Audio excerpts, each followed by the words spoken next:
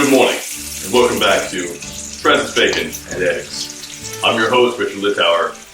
Today, we're going to make some eggs and read some Francis Bacon.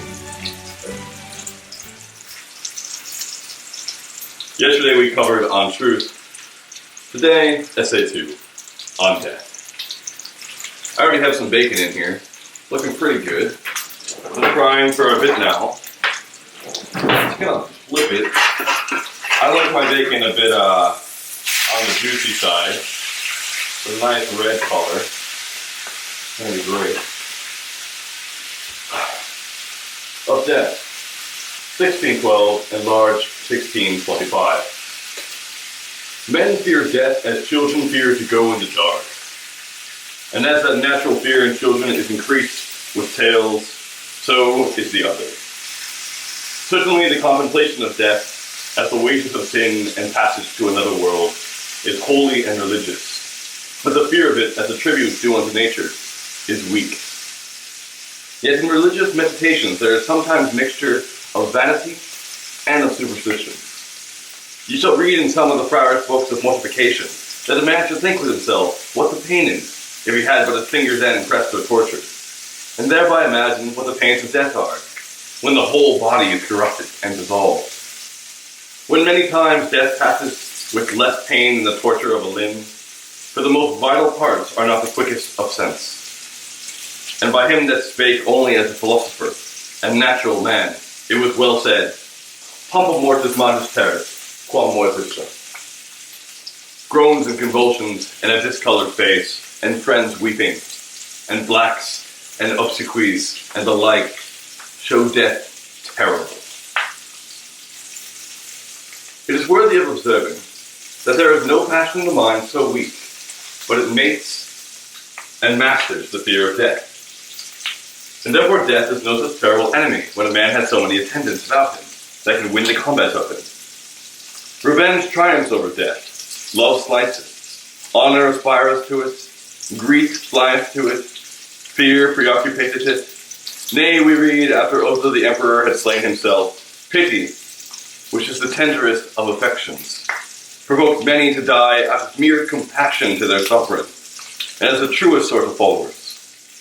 Nay, Seneca adds, niceness and satiety.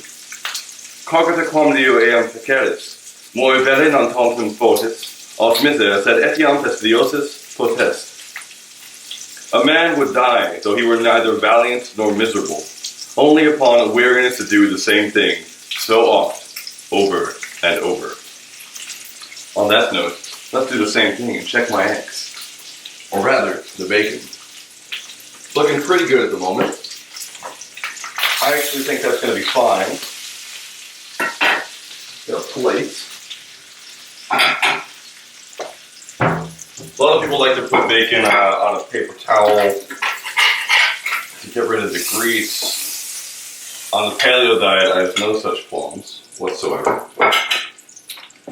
And what I've done already today is I've cut up some orange onion, some spring onions, and some mushrooms. I'm going to put these in first. That's not onion, that's pepper. It's early in the morning for me. Actually, since it's so early, let's fix that. Here I have some ready-made coffee.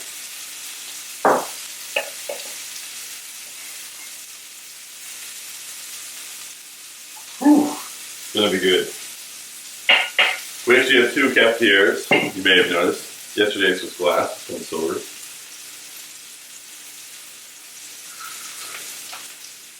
And let's just add some more pepper, some salt. Keep things simple today, I don't think I need too many spices.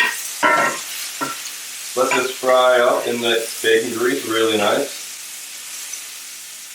Now, pepper doesn't technically need to be cooked at all. You can eat it raw. Same with onion, but it generally has a bitter taste and you want to get rid of that. But since it doesn't need that much time with spring onions because they're so small, I could already put the mushrooms in.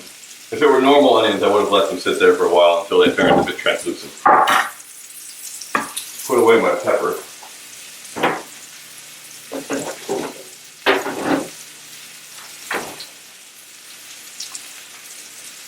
Read another paragraph. It is no less worthy to observe how little alteration in good spirits the approaches of death make. For they appear to be the same men till the last instant. Augustus Caesar died in a compliment. Livia, conjugit nostri memor, vidi et vale. Tiberius, in dissimulation, as Tacitus saith of him, Iam Tiberium viveris et corpus non dissimulatio deservant. Vespasian, in a jest, sitting upon the stool, Ut puto Deus fio? Galba with a sentence, Feri si exresit populi Romani, holding forth his neck. And Septimian Severus in despatch, Adeste, si quid mihi restat agendum, and the like. Suddenly the Stoics bestowed too much cost upon death, and by their great preparations made it appear more fearful. I like this line, because it's one of the first lines where he actually says the Stoics kind of suck. Today's modern lifestyle, and modern philosophical pieces, Stoics are often talked about as the greatest thinkers ever. You see Tim Ferriss, Ryan Holiday, a few others. So it was quite funny to me to see the Stoics actually talked about in ill repute. And by their great preparations, made it appear more fearful. At this point you wonder if he'd extract out the Stoics. Better saith he, qui finem vitae extremum inter minera ponens naturae. It is as natural to die as to be born, and to a little infant, perhaps, the one is as painful as the other. Now we're getting there with this. I think these are done. What I'm going to do today, put this over to the side, get down to a bit lower than medium. I'm going to make it kind of a weird scramble.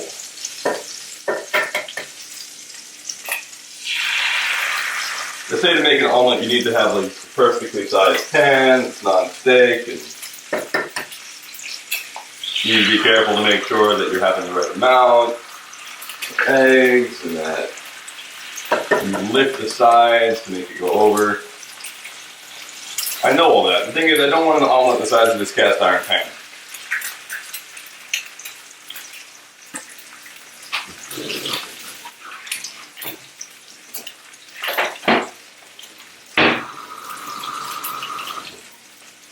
What I'm going to do instead is put these in for a bit. It's a bit too hot today. Damn. Then scramble them. And then just scramble in the other stuff. So it won't be beautiful. Especially with the cast iron, you get some bits of blacking before from where I hadn't cleaned it properly. I don't really care. But it'll taste wonderful.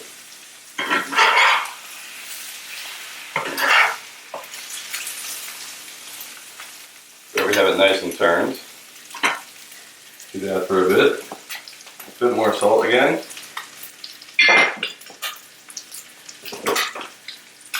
Some basil. We're getting enough of that.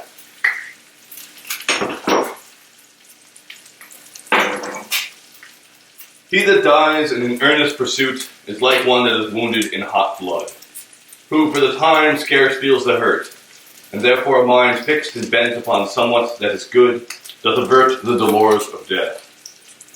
But above all, believe it, the sweetest canticle is nunc dimittis, when a man hath obtained worthy ends and expectations.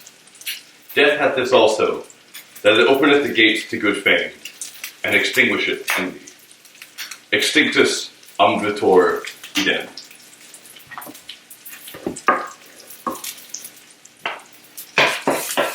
Now that that's cooked a bit, put that in. Roll all these vegetables together. So we have a nice little melange in here. Love the sound of that scrape. It's beautiful.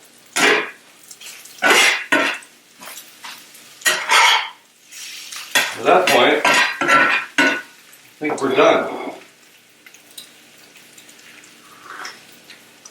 My coffee.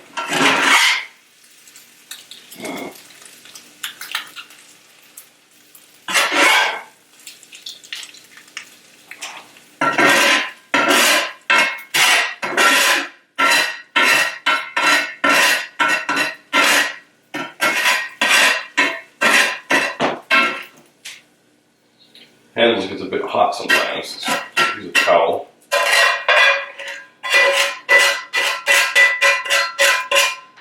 A normal person would clean this, but since I'm going to be using it in around 3 hours anyway, and I like bacon grease, I'm just going to leave it as it is. That in there, turn it off.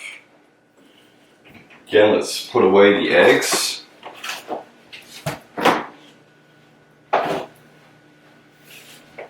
Now that was actually the end of the chapter. So I'm just going to read the little summary, a glimpse of what it was, and then let you start your day. Analysis of Essay 2. There is a foolish fear of death, mingled even with religion, and increased by the accompaniments of death.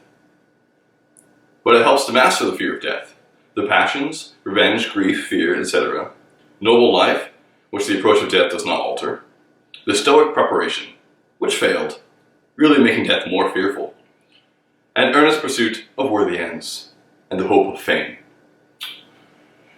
And there you have it. Bacon's short, unsatisfying, I believe, essay on death. Very interesting, full of cool Latin phrases, which I didn't bother to translate, but which were translated in the notes. If you would like me to translate them in the future, leave a comment down below.